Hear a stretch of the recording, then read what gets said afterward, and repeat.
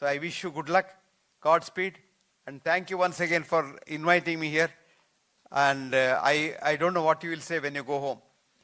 I had a friend of mine who used to go around lecturing all over the place, and one day he came to Bombay to lecture.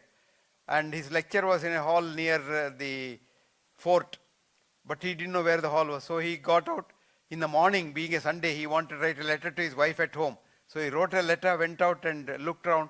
There were children playing on the roadside. So he said, hey, where is the post office children here? So they took him. He said, come along, sir, we are free today. We'll take you to the post office. They took him to the post office.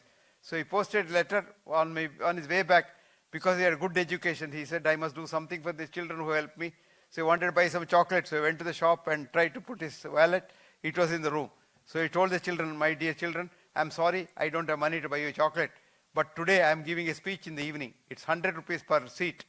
So you give this chit to the organizer. And then she'll be allowed free. So you save 100 rupees for helping me. Children laughed. He said, why are you laughing? No, sir. No, I don't get angry because I'm a very important man. I never get angry. I'm very happy. So children said, you want to know, sir? Certainly, yes. A man who did not know the way to the post office, how is he talking about the way to heaven and things like that in the evening? So you will say, this man didn't know the way to heaven and he was talking about education. So thank you very much for doing that. And thank you very much once again for listening to me. And thank you, Rajshekhar Pillai, for inviting me here. And thank the Somaya institutions for hosting me. Thank you all very, very much once again. Good night. Good luck. Goodbye. Questions are welcome. You can ask questions. But I can't guarantee that I'll give you an answer. Questions are welcome.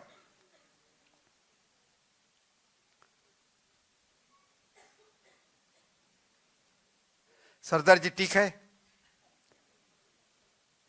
If General Singh says it's theek hai, it's theek hai. So my name is Aditya Rao. Aditya Rao. Yes, sir. Okay. And I wanted to tell you that, I wanted to ask you that I went to a international school for a demo lecture and I started teaching trigonometry over there. The teachers, I was giving the demo in front of teachers only. There were no students. So the teacher asked me that students here are like, I want to be a lawyer. Why should I learn trigonometry? So how do I No, I didn't get that. No, actually teacher said that students are like, I want to be a lawyer, not a mathematician. So why should I learn maths? Why should I learn trigonometry? So how do I face such situations? To be a good lawyer, you must know a little bit of everything. So you better learn some mathematics, some trigonometry. Otherwise, when you have a case in the court, if the mathematics is involved in it, you'll be an idiot and you'll not be able to argue.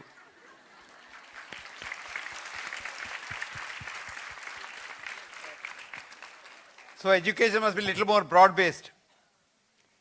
Afternoon, sir. My name is Mohit Shetty, and many a times we have to set our timetable with respect to work or prior commitments. And I used to have a habit of sleeping at 10 or 11, but after the student life started, I can't sleep till 1 o'clock. The thoughts clutter my mind, and it means life is going on becoming more and more unhealthier compared to previous times when work was less. No, you think if you sleep late is unhealthy? Yes. No. Yes. How long do you think you should sleep? 6 to 7. 6 to 7. Who told you that? No. I'm seriously asking you. Because we are all told that you have to have sleep for 6 to 7, 8 hours. Do you know who started this? The sleeping pill industry. Actually, a man, some people sleep only for 1 to 2 hours, they are very healthy. Some people sleep for 8 to 9 hours, they are healthy. But those who sleep beyond 7 hours, they are unhealthy because your muscles degenerate. So you don't require, some people, I have a lot of my patients who don't even sleep. Nothing happens to them. I have a student of mine who is a very prominent neurosurgeon. He tells me, sir, I sleep for 1 hour every night. And he'll be operating at 1 o'clock in the morning or 2 o'clock in the morning, but he'll be sleeping for 1 hour and getting up and again operating. He's very healthy. He's quite healthy. He's about 55 and touch wood. He's very healthy. Nothing happens. So sleeping late doesn't mean anything. But you think it's okay, but you don't have to read unnecessarily too much.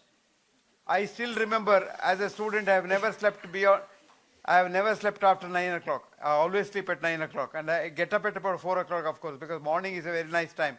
No galata at all at that time. You can read, you can concentrate, you can do your work. Even now I get up early and go to sleep early. I now go to sleep even earlier. See, in the good old days, when light was not there, Thomas Alva Edison was not born. So we went by the sun.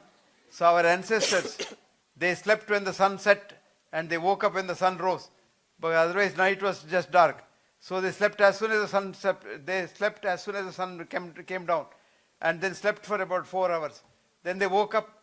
Then they had their food in the night or other things that people do at night, and then again slept for another 4 hours. So they used to sleep 4 hours. And today also you sleep, but 4 hours later you wake up and then again try to sleep. So if you have a 4 hour sleep, it's enough. So don't worry, you are very healthy. Thank you.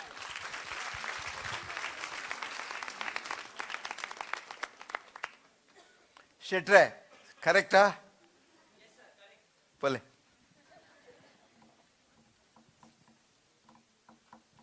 Pale. Sir, good afternoon. Good afternoon. I am Colonel Gopi Krishnan. I just. Colonel, you are a colonel. Yeah, I am a serving I colonel. salute you. Thank you, sir. Thank you so much. I am humbled. I respect all army officers. Sir, thank you so much. I just jumped into this lecture. I heard that you are giving a public lecture here. So I just came to listen to you, sir. And I saw the topic, which is very interesting. Now you feel it's been a waste of time. No, sir. I am very convinced I did the right thing. I just saw the topic, the aim of education, wealthy career or healthy mind. So is it compulsorily supposed to be a choice between the two? Can the aim of education be both wealthy career and healthy mind? No. Both, yes. That's why I said and or. But the most important thing is a healthy mind, not just a wealthy career. Because today our education is like the British education, only for wealthy career. That's why where we are. You see, we all want to be rich, because the Western education idea. Now, supposing you're all IAS officers, every IAS officer gets the same pay. So how can you be best IAS officer among them? Your wife says, look at the lady door. She's also an IAS officer's wife. She has nice sarees I don't have. Then he says, okay, I'll also be corrupt. So corruption comes in because the unhealthy, you have a healthy mind, you will never be corrupt. To avoid corruption, which is the bane of Indian society, we must change our education. Agree? I definitely agree, sir. Thank you. Good man. Afternoon, sir. Good afternoon. Sir, yeah, in front of you. Yeah. Oh, yes. Sir, I have been religiously listening to you on your YouTube videos, and I regularly. My question is, if someone wants to have a prof, for which they are compassionate, the qualities for it, but due to some circumstances, their marks or some aptitude, let them be have that profession. What should a person do? Should they give it up, or should they still pursue it? If possible, you pursue that. If it is important, change it. I always say, you love what you do what you love. Supposing you can't do what you love what you do. My problem is that I think I would love what the profession has to offer, but I don't love studying. The problem is that I Didn't get the last part of the sentence. I don't like to study, but Yes. I think I would love the profession has to offer in the future. That is my concern. So, what is wrong? But this is the main problem. Study is the problem. Study also you can get into the same problem. What if someone wanted to be a doctor, but they were not good at studies? You want to be a doctor. Wanted to be a doctor. You wanted to be a doctor. Yes. Well, even now you can be a doctor. You can change it and go to the medical school now. Nothing wrong. Eligibility criterias and all that's me back. Get to other system. Go to the Ayurvedic college. They'll take you. Become a doctor. What's it? Don't have any less than the attitude towards Ayurveda. It is a very holy science. As a matter of fact, much better than Western science. Yes, agree. But unfortunately, even the so-called educated have a low opinion about Ayurveda. I was lecturing in another IIT, actually IIT Mumbai. I was talking about various things in the medical field and incidentally mentioned Ayurveda as a science. So one professor, senior professor got up and said, I liked your lecture, but I hate you because you say Ayurveda is science. I told him, I'm sorry, sir. A person who does know what Ayurveda is still a professor at IIT. I have a very low opinion of IIT, I told him. Okay, thank you, sir. Good luck. You become a good doctor. Thank you. If you still don't succeed, take homeopathy. Homeopathy is a great science. Homeopathy is a science of energy. And homeopathy is not hocus pocus or placebo. As a matter of fact, everything is placebo. Western medicine is placebo only. It all over faith. You think that the medicine works, it works. You think that the medicine doesn't work, it So doesn't. much, sir. They did a study in Oxford. They gave a drip of morphia, which is the best pain to patients with severe cancer. They told the patient while giving the thing, this is not morphine, it's just a new vitamin we have found. It will not relieve your pain. No patient got pain relief. With the morphia intravenously, remember, they took him to the other side called crossovers. They started saline drip, salt water. Told the patient, this is morphia, and your pain go, 98% of the pain went. It's all in the mind. They were surprised as to what they're saying. So they did an fMRI, MRI of the brain, functional MRI of the brain while they're doing the study. What they found was, when the patient believed that it is morphine, forebrain produced so much of opioids that the pain went off. When the patient did not believe that it's morphine, the brain slept and nothing happened. Ultimately, the relief comes from your own immune system, not from other. That's the belief. I'll give you a book you read called Timeless Healing. A man called Herbert Benson in Harvard. And Timeless Healing tells you that all is belief. To the extent surgery is belief. You think, what does he talk about? They are cutting the patient. It's belief. Did a bypass surgery by just cutting the skin. Said we have done bypass surgery. He got relief. They have not even gone to the chest. Thank you, sir. Yeah. Afternoon, sir. My name is Good afternoon, ma. My name is Mylin. What? In sheath. No.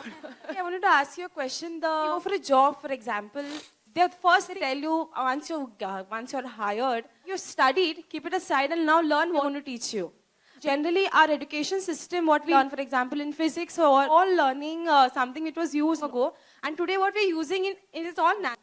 So what's the use? Learn what we're using. Yes, I know that you need to have a background of what is learned. Teach what is currently being used. Like, I just find it, a connection to it. You're made to learn, give exam. But when it comes to a job, it's completely... No. When the education system changes, the inner also changes. He will also understand, he or she will understand that the new system takes only this kind. For example, if you see the kids today, if you expect a child to pass till the 8th standard, passing him to go till the 10th, and suddenly in 11th and 12th, you want him to know everything about science. How it's possible for a child who is not basic things in chemistry or physics, you expect him to know physics, chemistry, even with the concepts, what is taught in maths? No, see, it all depends on how you teach. You can teach, even supposing you're teaching for the first time in 11th class, you can start from the basics of chemistry and teach, no harm done. Some of the chemistry teachers, they know how to do that. Lack good teachers at times. Because one is running to complete the portion. Or portion be blown. That's why I said that's the worst part of education, this, that, bullshit. The portion education, what whole thing is the portion? They say, sir, what's the portion? Medical, sky is the limit. The portion. Not understood the human body even today at stage. Somebody is asking some questions, but I can't hear the question. Done? Girl. DNS, yes. Lecture you said, all the medicines are same. No, All medicines are same, I didn't say that. Yeah, All the are medicines have faith, heal. Yeah. No, I just want to know what is the after effect of Ayurvedic and the English medicine, one and the same? Absolutely, it's only a question of time.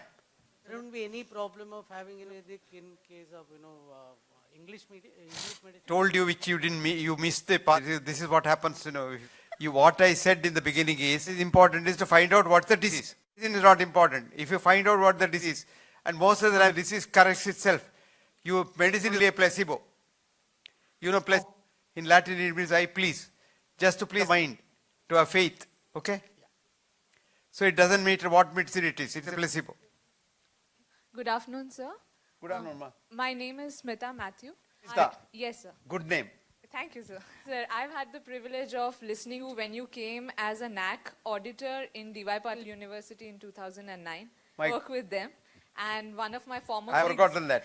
one of my colleagues is now here, and that's how I'm here. So once again, sir, thank you so much for such a beautiful talk. Thank you. I want to ask Was you as that- good as 2009? That was in context to the betterments that you suggested to us as a university, how we could go on ahead.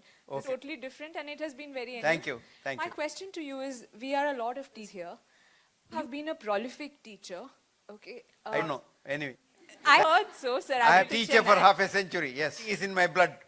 I would want to know, sir, as a teacher, what are 2 to 3 very essential tips you would like to give the current teachers? Number one, a teacher is must be a very good student. You must know the subject as much as possible, because you go to and expose yourself to the students, you should be able to answer questions. Number one. Number two, teacher must love his or her students, not in the literal sense of the word, but in the sense.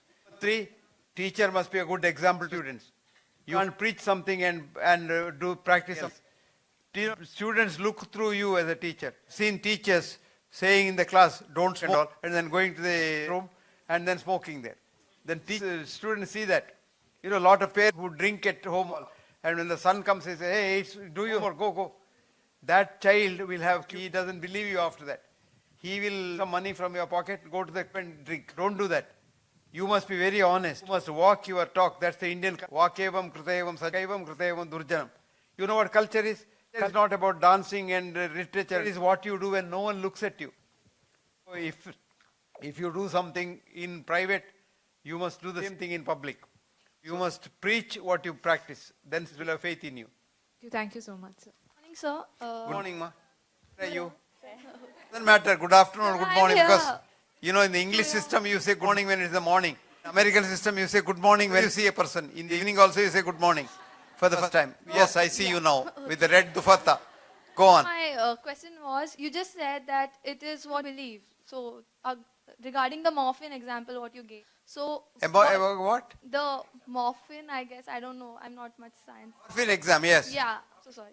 I was just saying, so what if that something doesn't harm me? Will it not harm me then? You believe strongly that it doesn't harm you, it doesn't harm you. It's not. Definitely not. So, I overthink a lot. So, that means if I think it's not harming me, I'm just overthinking. That's right. But don't overthink. You must believe, not just think. Thinking is different from believing. Thank you, sir. Good girl. Yes, sir. Yes, sir. You sit and talk. Doesn't matter. You put exactly my words into my mouth. Okay. It is a business. The attack does not come by blocks in the core vessels. No. Okay. The two are not connected at all. Heart attack comes when your mind is bad. So if you can mind your mind, you can avoid your heart attack to a great extent. All four vessels can be blocked. Happens because the vessels were not yesterday. When the doctor frightens you, 100% block of a vessel, it happened yesterday. It happened over the last 25 years. And when the vessel started blocked, nature provided bypass. If you carefully look at the angiogram, you will see a lot of God-given bypass for you. And they all collateral. Don't have to worry. Much better than others, because then your heart learns to live with less supply. That's why I always say it is better to have blocked heart in a cord. Yes, you said rightly. It is business. It's not a small business, it's a big business. So medicine is a business today, actually. You're right. Actually, in the corporate, if you don't do business, you are not there as a doctor. You're thrown out. Targets. You have Yes, targets. yes. Medicine is a business. Thank And you. corporate hospitals, medicine was so bad in 1823 that a science journal called The Lancet. He said, I will call it a lancet because the doctor became an abscess on the human body. Cut it and excise and take the part. He did it when 1823. The journal lasted 185 years now. Famous journal. The present editor said, what happened to medicine since the Lancet started? So he called Hilary Butler, a historian, to study this. She took 2 years to study, and what she wrote end was once a bunch of bad doctors in London, now transformed itself into a corporate university all over the world. Center. That's medicine. Thank you, sir. If it is not a business, it doesn't exist. Sit down, please sit down. No, sir. It's okay. Please, for heaven's sake. No, absolutely fine. Morning, good afternoon. Good morning. I just want to ask one thing. You said medicine is a business. I have gone through an experience that last 2 years back, I had some severe back pain. One very good hospital, like you can say 5-star hospital, and then after MRI and X-rays and all, the doctor said, you have to do the operation for that. You have to undergo the surgery. My God, you didn't have it? No, I didn't Good have. that you didn't have it. Yeah. Otherwise you would have been in bed now. Yeah. So, and he said he had given me that 8 hours and all. But I went to some another lake, and then I just wanted to find out, like second opinion. And then he asked me to do certain exercises. I have done that. Of doing any Another operation. doctor or the same doctor? No, He's a another good doctor. doctor. Yeah, He's a another good- 5-star hospital. He's a good doctor. Very good doctor. Yeah. He was the spine surgeon there and the last authority. So somebody had given me that reference and I had in there.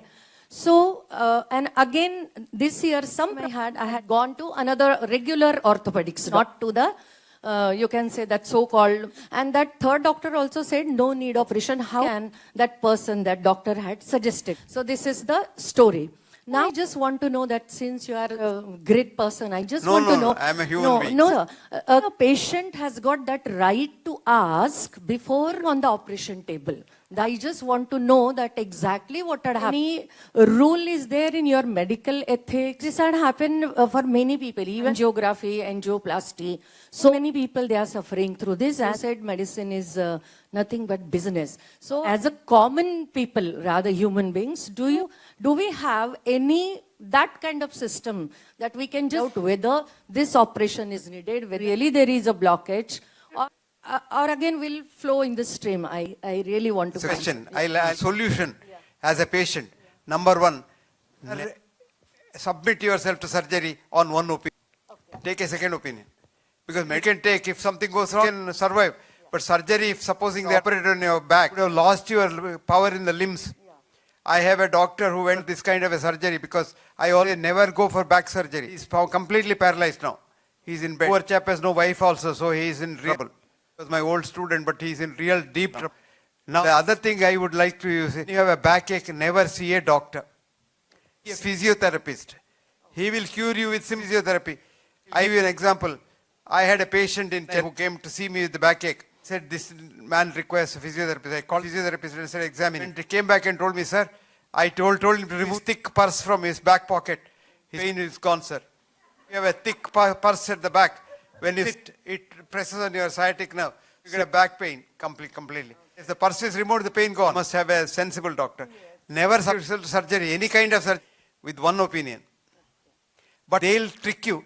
What they'll tell is, supposing you say, I don't want an angioplasty now, the surgery done, I'll go and second opinion. Say, no, I can't guarantee. You go to the place, you may die on the way. It's all not true. Not true at all. Yeah. You cannot take a second opinion. So that's the psychology, no? Like we feel it is and then again we have been. If you don't use the psychology, we make you a bakra of you. Yeah, that's also true. I'll tell you, one of my students, a very good student of mine, passed his MD, joined a 5-star corporate hospital. One day he was seeing a patient in the OP. He was trying to tell the patient something. The cardiac surgeon was passing by. So he called him, come out, I want to talk to you. And he said, see, in a corporate hospital, this is what you do. If you first, when the patient comes, find out who is funding him, whether it's insurance, whether it's rich parents, whether it's a lot of money. In that case, you refer him to me. I'll manage him. Supposing he doesn't have anything, then give him whatever you do and send him off, because medicines only. You have to intervene to make money. And we have to make a bakra of you by putting fear in it, that your vessels are all blocked. I'm happy that vessels are blocked. If somebody's vessels are blocked, he'll live long. I have a chap who came to me 40 years ago with all 4 vessels blocked in the heart. So much collaterals he had, his whole angiogram was looking like collaterals. He came to me, I told him, you don't require and forget about it. You go home and enjoy life. So his children thought, this village doctor, no. They were all in America. They took him to America. They took the same angiogram, took him to Mayo Clinic. The clinic doctor saw that and said, ask your father to go home, have a whiskey every night and enjoy life. Now he is 94. 94. He's still alive. 4 years later. Totally fine with all the vessels blocked. There is a great doctor. Nature does all the things. And backache for a woman should never go to a doctor. Backache is due to bad posture. Sit straight. All right. Don't slouch in the chair. That's what most of us do. Even I do that. My son says, you advise everybody, but you sat now. Sit straight up. Back straight. And when you're back straight, your back is no problem. Thank you so much. Welcome. Tell me. I believe that our education system is flawed. I'm a frustrated student, so I believe same. But then, if it's such a big system, how do you think it will change? Thank you very much. It's a good thing. There is a shortcut. He is a frustrated student. I'll give him a solution. As long as the system persists, you have to go through the system to pass your exam, because if you don't have a degree, nobody bothers about you. But you are right. That degree is useless. As somebody, then you have to have a degree. To be supposing you talk without having a degree, no others about you. Something I had said this without any one of my qualifications, you would have been laughing. When I say that, you say, okay, this ass must be doing something, so he's talking. Have a degree first. That time, don't talk in the frustrated system. Okay? See, that's not satisfying actually. Because you are suffering. Yeah. Happy. Okay, if I if I'm still pursuing for a degree, I'm funding the system and it's again growing. That's not right either.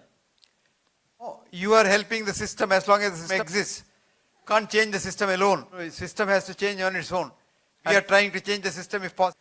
We are trying to educate people like Rajshekar Pillai and others, so the system gradually changes. You don't do it without your degree. Don't come to Somaya College and be a BA student. Say, I want the system to change. It won't change. Thank you. Good boy. Share Cheya. Okay.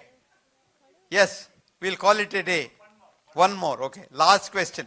Okay. Last question by this young lady. Young man. These days it's difficult to say whether it's a man or a woman because they both dress alike. So you don't see the beard? No, I see the beard today. Yes. That's why some of us grow the beard, just to make sure that we are men. Yes, go on. Okay. Sir, it was really a very nice lecture, and I really follow you on YouTube and all. Thank you. I just wanted to extend the experience of the back pain that she mentioned. My mother had a similar experience of back pain, and she was in excruciating pain. Okay, so when we obviously went to the 5-star hospital, and the doctor scared us because I had to take her to the wheelchair and to take her to the hospital. So she was in tremendous pain. And If she had seen a physiotherapist, she would have been walking back. Yeah. So he obviously suggested for a immediate surgery and don't spend more time because she doesn't have much time. You'll have to do it as soon as possible. And when obviously we were against having a back surgery, we took second opinion, and then finally, after discussions, and we went to a homeopathic doctor, and then we went to some other people who suggested, don't worry about anything, just let her sleep on a plywood, on a bed, on a hard flat surface, and she will be fine. And now she's perfectly fine. Yeah. Thank you for that. Yeah. You saved your mother's back. Yeah. Thank you so much. So I just wanted to share that, and I'm really thankful for this session. Thank you so much. Thank you. Sir, can I ask you a last question? Yes, young lady, come here, come forward. This is the last question for sure. Where are you? Okay. Sir, I have a student who is very good in studies, but sometimes when she gets angry, she don't consider anyone who is there in front of her, and she used to beat her mother and beat her mother. Yeah. My God. And she throw the things which is there.